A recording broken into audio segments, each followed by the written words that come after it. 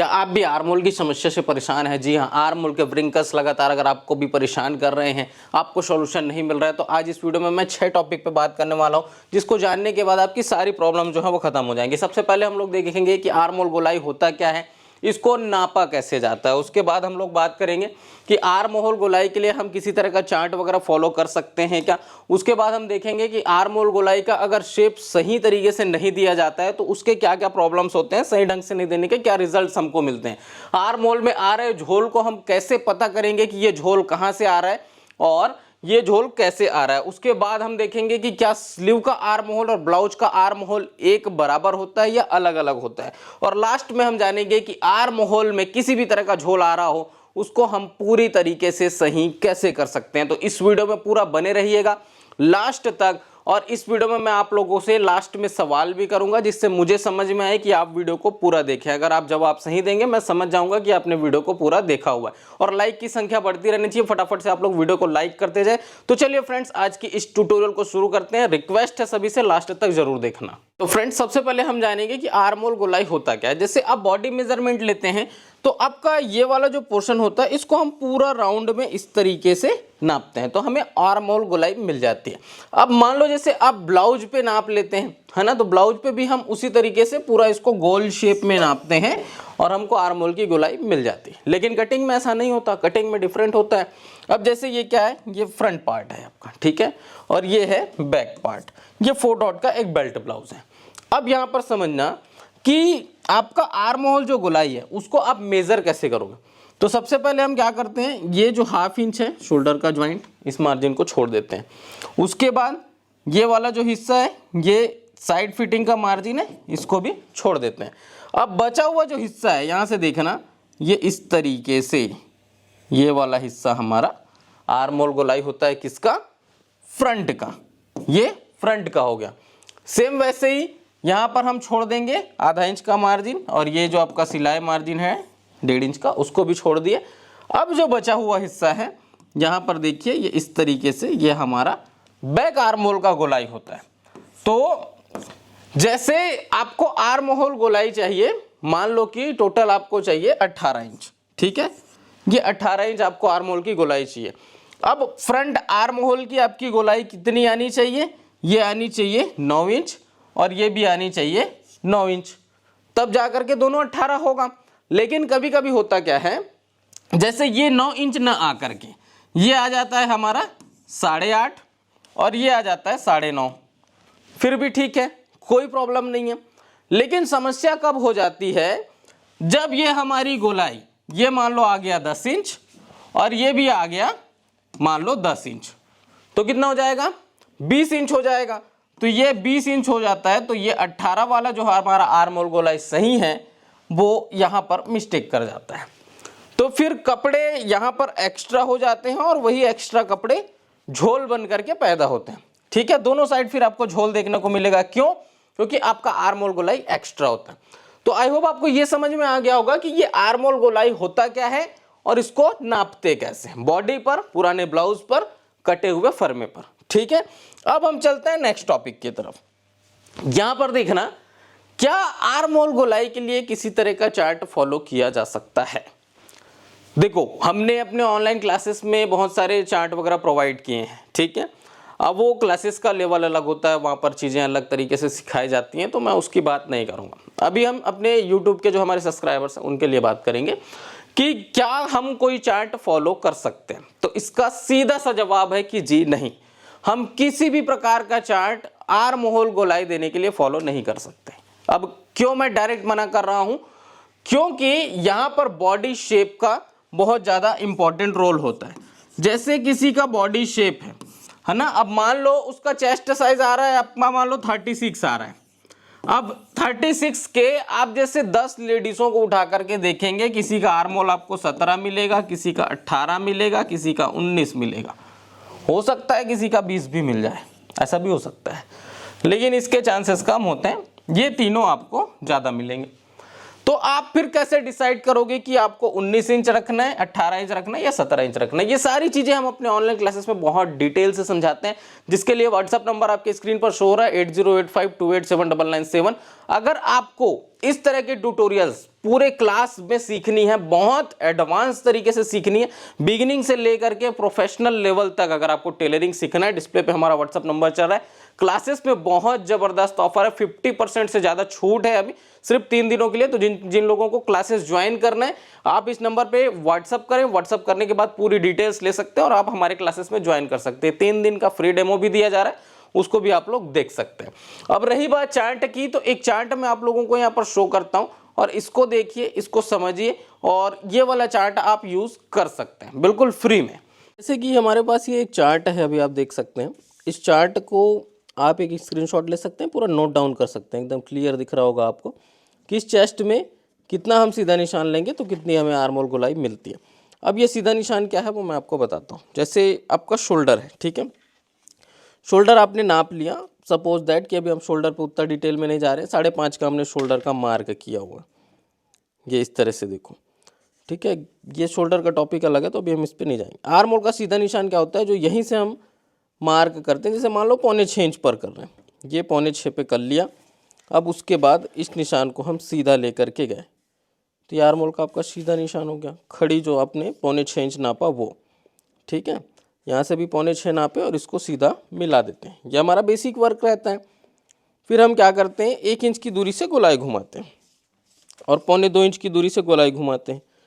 ये एक डाउन निशान लेते हैं हल्का सा, ये 1 इंच की दूरी और ये 1.25 इंच की दूरी से 2 गोलाई हम घुमाते हैं।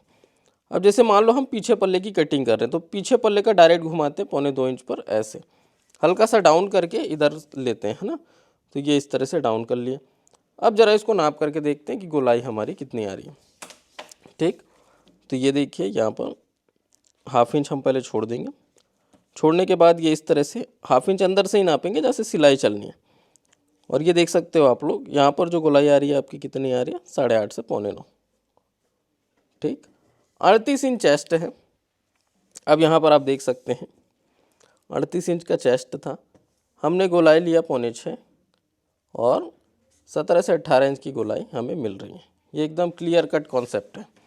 तो इस चार्ट को आप लोग नोट कर सकते हैं, ये आपके बहुत काम आने वाला है। इस तरह से आप फॉलो करेंगे, आपको पता रहेगा कितना सीधा निशान लेना है, कौन सी चेस्ट साइज़ है, कितनी हमें गोलाई मिलेगी। और जैसे मान लो कि यहीं पर 36 इंच का चेस्ट है, 16-17 की यहाँ पर गोलाई दिख रही है, आपको गोलाई चाहिए 15 की, तो जाहिर सी बात है आपको निशान कम पे लेना पड़ेगा तो कम गोलाई मिलेगा, और ज़्यादा चाहिए तो निशान ज़्यादा पे लेना पड़ेगा तो ज़्यादा गोलाई मिलेगा, ठीक है। तो इस चार्ट को आप लोग नोट कर लीजिए। अभी नेक्स्ट टॉपिक की तरफ चलते हैं। आर्म होल का गोलाई शेप अगर हम सही ढंग से नहीं देते हैं तो फिर उसमें क्या समस्या आती है। देखो जाहिर सी बात है कि आपका आर्म होल का ये जो शेप है, जैसे ये आपका आर्म होल शेप हो गया, ठीक है। ये वाला अगर शेप आपका सही नहीं आया तो फिर क्या समस्या आने के चांस है, तो जाहिर सी बात है झोल आएगा। जैसे मान लो ये आपका सही है, आपने इसको थोड़ा जैसे दूर से कर दिया, ये ऐसे कर दिया, तो एक तो आपकी गोलाई कम पड़ेगी, जितना दूर से घुमाएंगे उतना क्या होगा, गोलाई कम होगा। और साथ ही साथ ये वाले जो कपड़े एक्स्ट्रा आएंगे, ये इतना एक्स्ट्रा आपको दिख रहा है ना, ये पूरा झोल पैदा करेंगे, ठीक है।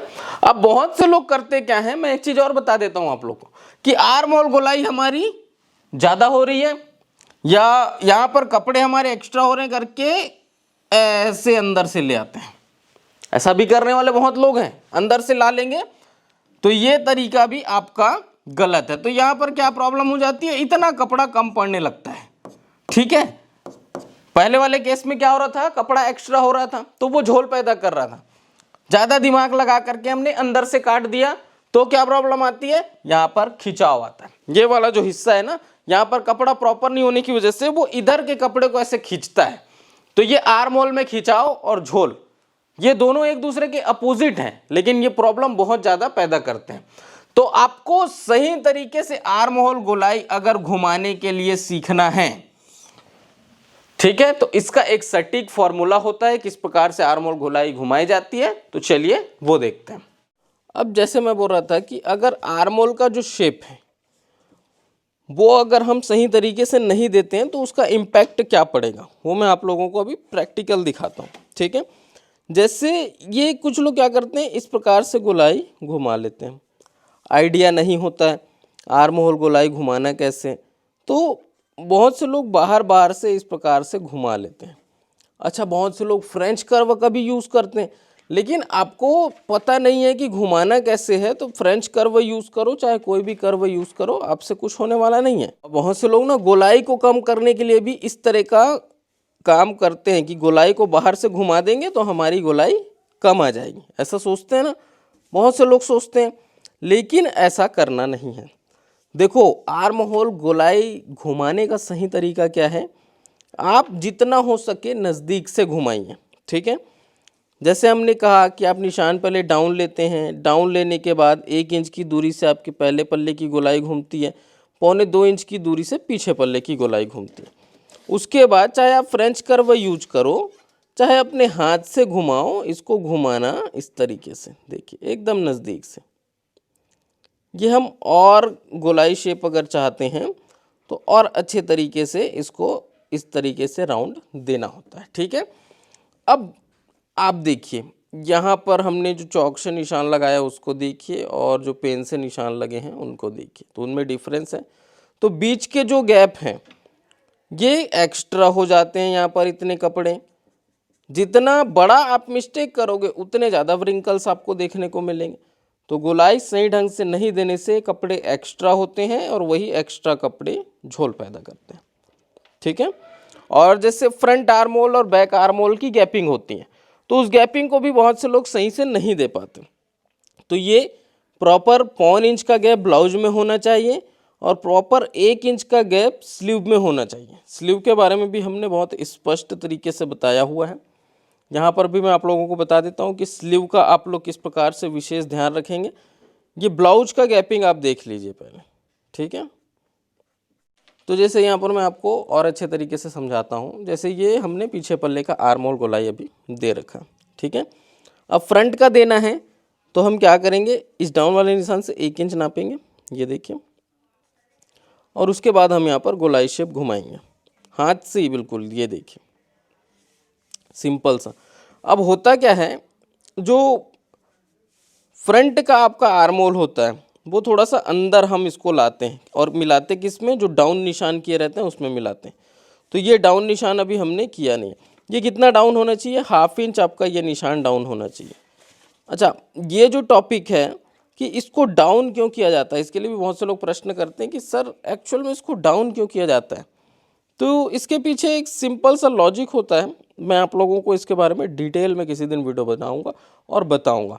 अगर आपको इसके बारे में वीडियोस चाहिए तो मुझे कमेंट करना, मैं एकदम ही डिटेल में समझाऊंगा कि आखिर फ्रंट आर्म होल को डाउन क्यों किया जाता है। और सेम उसी तरीके से स्लीव्स की भी जो गैपिंग है, देखो गैपिंग का मैं आपको यहाँ पर डिटेल समझाना चाहता हूँ कि ये जो गैप है इसको कैसे आप कैलकुलेट करोगे। तो इसका मैंने सिंपल सा तरीका बताया है कि सेंटर से लेके कट तक नापना है और इसका आधा लेना है, मतलब उसका सेंटर निकालते हैं हम इस सेंटर से उस कट तक, ठीक है। ऐसे नापते हैं, नापने के बाद इसका हम क्या करते हैं, हाफ लेते हैं, मतलब उसका सेंटर निकालते हैं। जैसे अभी 7 इंच आ रहा है तो 3.5 लेंगे, 3.5 पे मार्क करेंगे, उस 3.5 वाले पोर्शन पे 1 इंच डाउन करते हैं, यहाँ पर 1 इंच हम डाउन रखते हैं, ठीक है। और उसके बाद ये शेप इसी के इर्द गिर्द हम घुमाते हैं, ध्यान दीजिए, ये इस प्रकार से ये कंप्लीटली हम यहाँ पर पूरा शेप देते हैं। तो ये गहरा पल्ला आपके ब्लाउज के गहरे पल्ले पर जा कर के फिट होता है। अगर ये शेप आपका प्रॉपर नहीं घूमता है, यहाँ पर दिक्कतें हैं, तो भी आपको झोल की समस्या खासकर बैक साइड में देखने को मिलेगी। तो ये आस्तीन का विशेष तौर पे ध्यान देना। अभी हम आते हैं नेक्स्ट टॉपिक की तरफ। ये बहुत इंपॉर्टेंट टॉपिक है और सबसे महत्वपूर्ण हिस्सा इस वीडियो का, और यहीं पर मैं आप लोगों से एक सवाल भी करूंगा, उसका जवाब मुझे देना, ठीक है। जैसे आर्म होल में झोल आ रहा है, आप यहां पर देख रहे हैं, ये पूरा झोल दिख रहा है, स्लीव में दिख रहा है। तो बहुत से लोगों को समझ में नहीं आता कि आर्म होल के झोल को ठीक कैसे करें। तो ठीक करने का तरीका आपको कैसे पता चलेगा, जब आपको पता चलेगा कि ये झोल आ कहां से रहा है। अब आपको यहां पर स्पष्ट रूप से दिख रहा है कि ये बैक साइड के झोल हैं, समझ में आ गया ना, बैक साइड का झोल है। तो जो बैक साइड का झोल है वो कैसे ठीक होगा भाई, जाहिर सी बात है, आप पीछे पल्ले के आर्म होल गोलाई को सही कर देंगे तो वो आपका बैक साइड का झोल ठीक हो जाएगा। और वहीं अगर यही झोल सामने की तरफ आ रहा होता तो हम फ्रंट आर्म होल को सही करते तो उससे सही हो जाता। और आपने देखा कि स्लीव में भी झोल आ रहा है, तो इसका जो आर्म होल का गोलाई है अगर हम इसको सही कर देंगे तो स्लीव में जो झोल आ रहा है वो भी खत्म हो जाएगा। तो ये एक पहचानने का तरीका होता है। प्रैक्टिकली इसको भी देखते हैं कि किस प्रकार से हम इसको सही कर सकते हैं। अब देखो, मैं यहाँ पे आप लोगों को ना कुछ फैक्ट्स बता रहा हूँ जिसको आपको ध्यान में देना। जैसे हमें कोई भी ब्लाउज बनाना है तो हम क्या करते हैं, बॉडी से मेज़रमेंट लेते हैं। आजकल बॉडी से मेज़रमेंट ही ज़्यादातर प्रेफर करते हैं सभी लोग। चलो, आपने ब्लाउज से भी मेज़रमेंट लिया, नाप एकदम परफेक्ट है। मान लो कि उदाहरण के तौर पे आर्म होल उसमें मिला हमको 15.5 इंच का, ठीक है। तो यहाँ पर हम 15.5 इंच पहले नोट करते हैं। 15.5 इंच हमें आर्म होल चाहिए ब्लाउज की बॉडी पर। ये कस्टमर की बॉडी पर 15.5 है तो ब्लाउज पे भी 15.5 ही चाहिए, कुछ एक्स्ट्रा वहाँ पर लेने की आवश्यकता नहीं होती। अब हम क्या करेंगे, हम कटिंग कर लेंगे 15.5 के हिसाब से। सबसे पहले तो 15.5 के हिसाब से जब कटिंग करेंगे तो कटिंग कैसे होगी, मैंने आपको शेप वगैरह के बारे में भी बताया, किस तरह से शेप घूमेगा, क्या कंप्लीट इसका आइडिया होता है। उसके बाद आपको 15.5 का हाफ कर लेना है। 15.5 का हाफ कितना होता है, 7.25 इंच, है ना, 7.75 ये होता है, 7.25 इंच आर्म होल। तो बैक पल्ले में 7.25 इंच ही चाहिए आर्म होल, ये चीज़ ध्यान रखना। अब बैक पल्ले में 7.25 इंच कैसे मिलेगा, तो आप इसको गोलाई शेप में पहले नाप करके देखोगे कितना आ रहा है। 7.25 आ रहा है, देन कोई प्रॉब्लम नहीं है। अच्छा, मान लो यहाँ पर थोड़ा बहुत ज़्यादा आ रहा है, उस केस में क्या करेंगे, अभी तो फिलहाल 7.25 आ रहा है। अच्छा, मान लो जैसे ये 8.25 आ रहा होता या 8.5 आ रहा होता, तब के केस में क्या करते हैं, हम इसको छांट देते हैं साइड से, चेस्ट लाइन को छांट देते हैं, चेस्ट से लेके कमर तक। जो मैं आजकल आपको फॉर्मूला बता रहा हूँ, इसको इस तरह से तिरछा रख करके छांट देना। इससे होगा क्या, आपका डीप गला है, डीप गले के ब्लाउज हैं 10 इंच 11 इंच तक के डीप रहते हैं, तो ये बॉडी पर जाने के बाद फैलता है, ठीक है। और चेस्ट को हम इसमें तिरछा नापते हैं, एकदम से सीधा नहीं नापते, क्योंकि ये ऑलरेडी बॉडी पर जाके फैल जाता है। तो ये इस तरह से हम इसको तिरछा नापते हैं, ठीक है। 34 का है तो हमें 8.5 चाहिए, 8.5 मिल जाएगा, तिरछा नापेंगे फिर भी मिल जाएगा। तो इतना निकाल देंगे तो कोई फ़र्क नहीं पड़ेगा। जिन लोगों का आर्म होल एक्स्ट्रा होता है वो इस चीज़ का ध्यान रखना। बैक पल्ले में इस तरह से निकाल देना। अब फ्रंट पल्ले का आर्म होल अगर बढ़ रहा हो तब क्या करेंगे, जैसे यहाँ पर देखिए, ये फ्रंट पल्ला है, आर्म होल कितना चाहिए, 7.25 चाहिए, क्योंकि 7.25 तो पीछे पल्ले में मिल गया, 7.25 और चाहिए। नाप करके देखते हैं कितना आ रहा है। तो ये इस तरह से हम इसको नापे, ये 5.5 आया, ठीक है। अब ये 5.5 को डॉट से हटा करके फिर से नापेंगे, ठीक है, क्योंकि डॉट के हिस्से को हमें छोड़ना है। कितना आ रहा है, ये आ रहा है 8.25 इंच, मतलब ½ इंच एक्स्ट्रा है। तो हम क्या करेंगे, ये आर्म होल वाली डांट को ना 1/4 इंच बढ़ा देंगे, ठीक है। एक साइड से 1/4 इंच बढ़ा देंगे तो दोनों तरफ से ½ इंच आपका आर्म होल कम हो जाएगा। तो इससे आपका फ्रंट आर्म होल भी बराबर आ जाएगा जितना आपको चाहिए। इसमें छांटना नहीं है, इसमें डांट को बढ़ा देना। अब जरा स्लीव्स का देखते हैं। स्लीव्स को आप चेक करके देख लेना आपको आर्म होल कितना चाहिए। इसमें पीछे पल्ले को ही हमेशा आप नापेंगे। अब स्लीव का पीछे पल्ला कौन सा रहता है, ये वाला गहरा वाला फ्रंट रहता है हमेशा। तो इसको नापने का तरीका ये इस तरह से रख करके बराबर नाप करके देख लेना कितना आर्म होल आ रहा है। तो इसमें भी 7.25 इंच आ रहा है, जितना हमको चाहिए उतना एक्यूरेट आ रहा है, कोई प्रॉब्लम नहीं है। फ्रंट आर्म होल इसका गहरा रहता है, हल्का फुल्का बढ़ के स्ट्रेच होके आ सकता है, उससे कोई प्रॉब्लम आपको नहीं होगी। तो ये कटिंग एकदम परफेक्ट रहेगी। इस तरीके से अगर आप आर्म होल का मेज़रमेंट लेंगे कहीं पर कोई समस्या नहीं होगी। और जैसा मैंने बताया कि अगर आपको सामने की तरफ रिंकल दिख रहे हैं, ठीक है, तो समझ जाना कि प्रॉब्लम सामने पल्ले में है। पीछे की तरफ रिंकल दिख रहा है तो समझ जाना कि प्रॉब्लम पीछे पल्ले के आर्म होल में। और आस्तीन में दिख रहा है तो समझ जाना आस्तीन के आर्म होल में। अच्छा, बहुत से लोगों का ये प्रश्न रहता है कि सर आस्तीन का आर्म होल में हमें झोल आ रहा है, आस्तीन ज्वाइंट कर रहे हैं तो झोल आ रहा है, तो कैसे ठीक करेंगे। जो ये आस्तीन है इसका आर्म होल शेप हम छांट देंगे, ½ इंच तक छांट देंगे। कैसे छांटेंगे भाई, अभी देखो ये डॉटेड निशान लगा हुआ है ना, इसी के ऊपर में पूरा काट देंगे, ठीक है। ये इस तरह से पूरा छांटते हुए ले आएंगे तो ये जो कपड़ा एक्स्ट्रा हो रहा है ना, ये हमारा होना बंद हो जाएगा और हमारी प्रॉब्लम सॉल्व हो जाएगी। तो इसको ज़रा काट करके आप लोगों को दिखाते हैं कि कितना डिफरेंस आएगा और ये कपड़े कैसे झोल पैदा करते हैं, ठीक है। तो ये हम इसको यहाँ से काट करके क्लियर देख लेते हैं। ये देखिए, ये आप देख रहे हैं कितना एक्स्ट्रा निकल रहा है।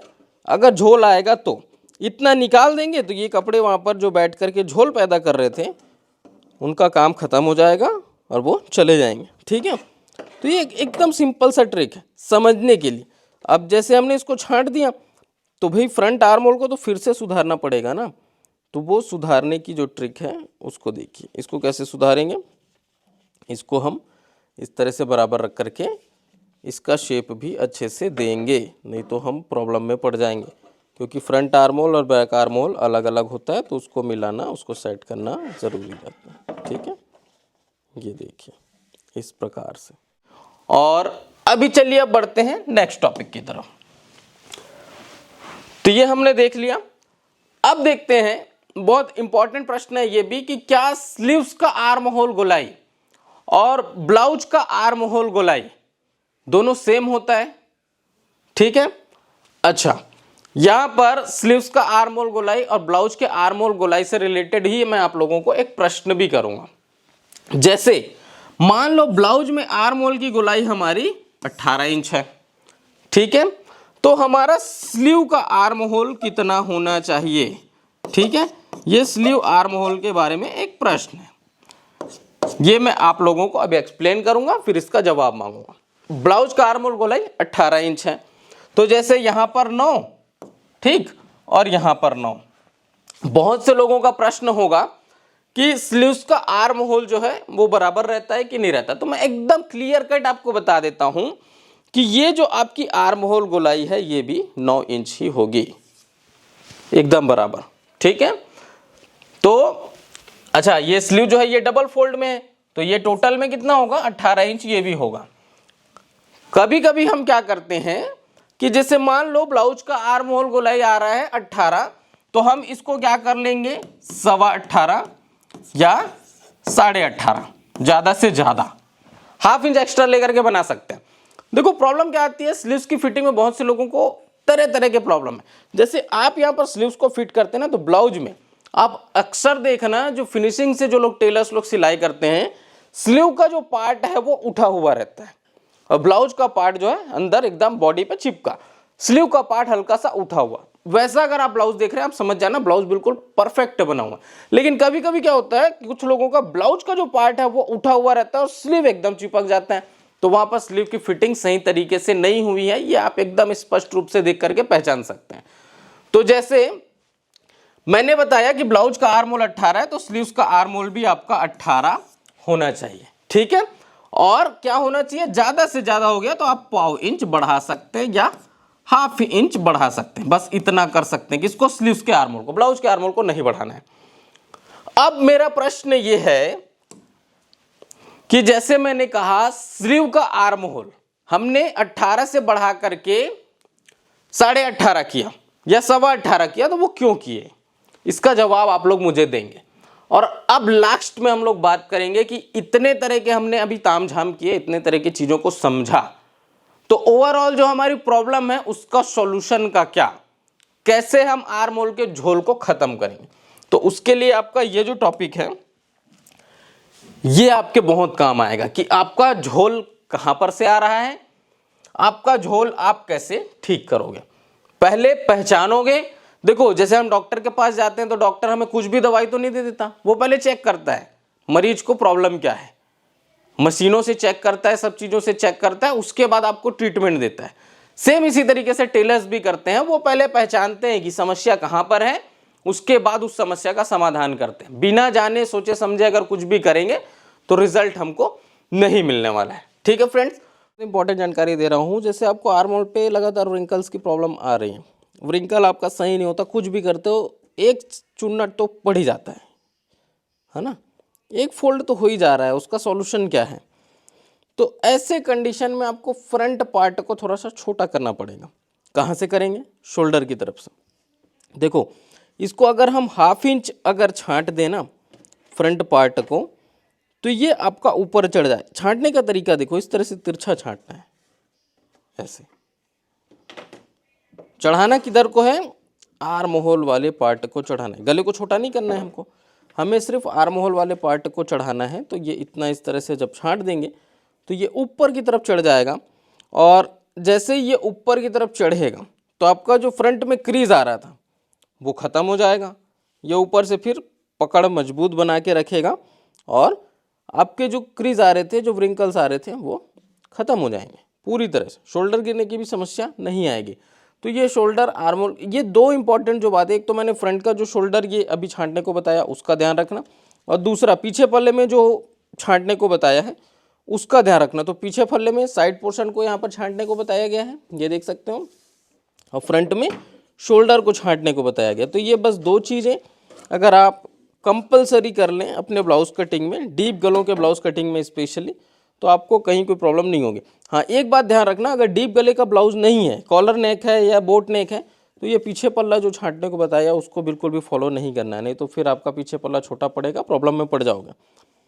तो ये थी ओवरऑल आज की वीडियो, जिसमें बहुत सारी चीज़ें मैंने आप लोगों को समझाने की कोशिश की। मुझे उम्मीद है कि आप लोगों को ये जो वीडियो है पसंद आया होगा। और लास्ट में सिर्फ एक ही प्रश्न है मेरा आप लोगों से, कि जैसे मैंने बताया कि ब्लाउज का आर्म होल और स्लीव का आर्म होल एक बराबर होना चाहिए कि नहीं, सिर्फ हाँ या ना में आप जवाब देंगे। ब्लाउज का आर्म होल और स्लीव्स का आर्म होल बराबर होना चाहिए कि नहीं होना चाहिए। वीडियो अगर आप लोगों ने लाइक किया है तो थैंक यू वेरी मच, नहीं किए तो फटाफट से लाइक करें, शेयर करें। और जैसा मैंने कहा, ऑनलाइन क्लासेस अगर आपको करना है तो आप लोग डिटेल्स ले सकते हैं, डिस्प्ले पे हमारा व्हाट्सएप नंबर चल रहा है। तो मिलते हैं फ्रेंड्स नेक्स्ट वीडियो में, तब तक के लिए जय हिंद, वंदे मातरम।